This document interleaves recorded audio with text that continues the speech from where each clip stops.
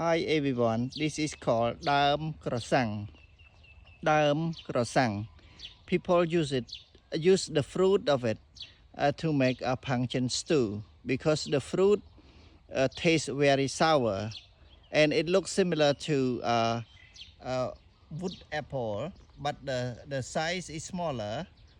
The size is smaller than wood apple, so this is called croissant. Croissant. And plai croissant. Plai croissant it means fruit of the croissant tree. The whole tree is called dam croissant. And then for the fruit we call plai croissant. Plai croissant. You can see the fruits up there. Yeah, they are used to make a pumpkin stew because it tastes sour.